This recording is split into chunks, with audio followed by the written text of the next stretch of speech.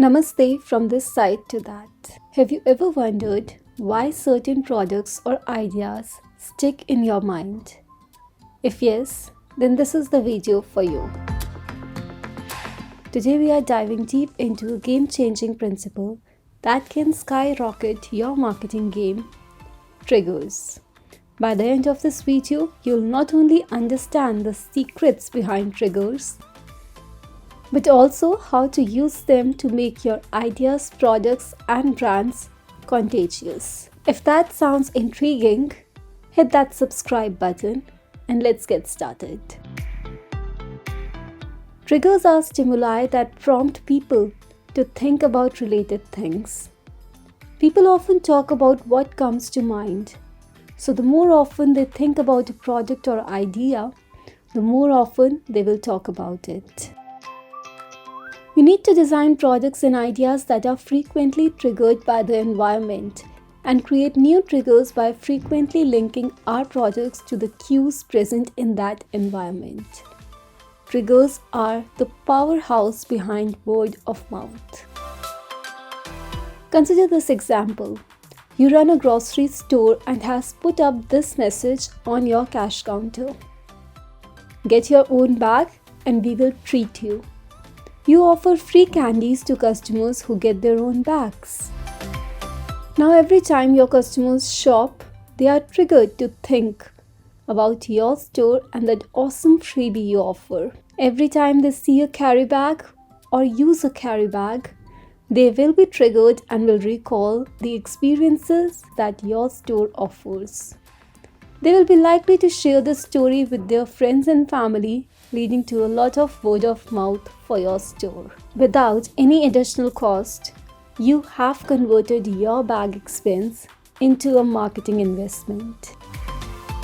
Triggers are the powerhouse behind word of mouth. They are those subtle environmental reminders that keep ideas top of mind. Why does it matter if particular thoughts or ideas are top of mind? Because accessible thoughts and ideas lead to action. Plus remember, top of mind means tip of the tongue.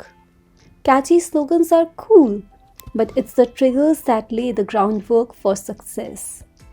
Triggers drive talking and are the foundations of word of mouth and contagiousness.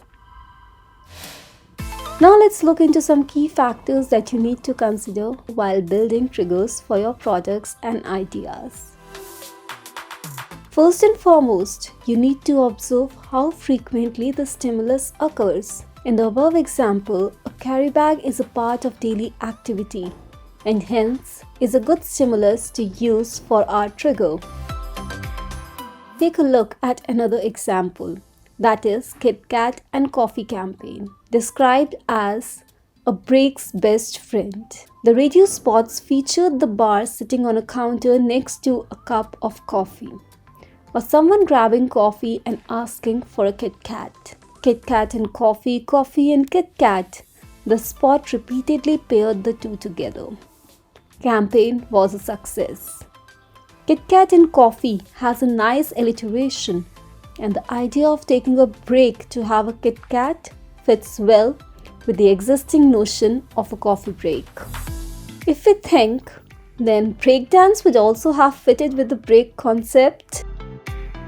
But coffee is a particularly good thing to link the brand to because it is a frequent stimulus in the environment. A huge number of people drink coffee. Many drink it a number of times throughout the day. And so by linking Kit Kat to coffee, campaign created a frequent trigger to remind people of the brand. That concludes our first point, that frequency of stimulus is very important to build a trigger. Next, remember, linking a product or idea with a stimulus that is already associated with many things isn't as effective as forging a fresher, more original link. Target originality while building triggers for your products and ideas. Next thing to consider is that it is also important to pick triggers that happen near where the desired behavior is taking place.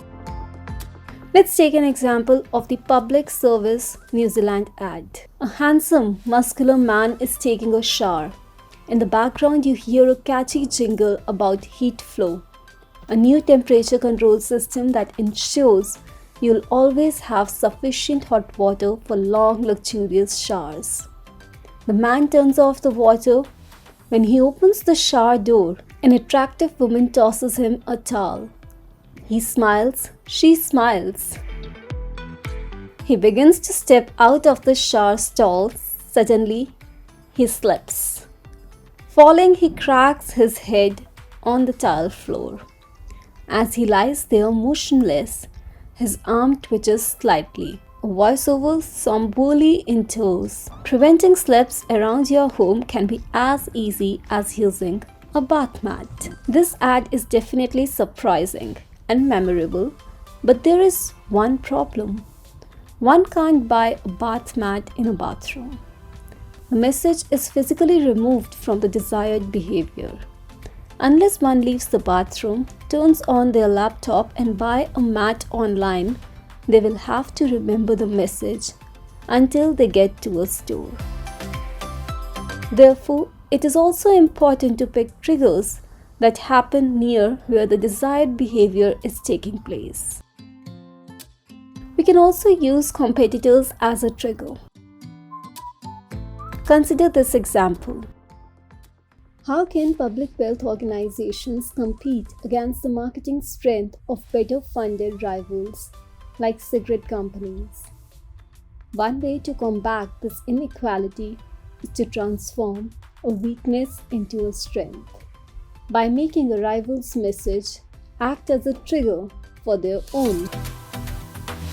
A famous anti-smoking campaign, for example, spoofed Marlboro's iconic ads by captioning a picture of one Marlboro cowboy talking to another with the words, "Bob, I have got emphysema," which is a disease related to lungs. So now, whenever people see a Marlboro ad, it triggers them to think about that anti-smoking message. So, remember, you can also use your competitors to your advantage and use them as triggers. To conclude, we think that catchy or clever slogans will get us where we need to. But rather than just going for a catchy message, consider the context.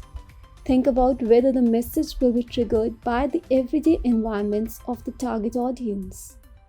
Once thoughts are triggered, they might change behavior. I hope you found the content useful. The idea of sharing this content with you was triggered while I was consuming it in the book Contagious: Why Things Catch On by Jonah Bojo. Feel free to hit like and subscribe to my channel for more interesting topics. Until then, hasta la vista, cheero.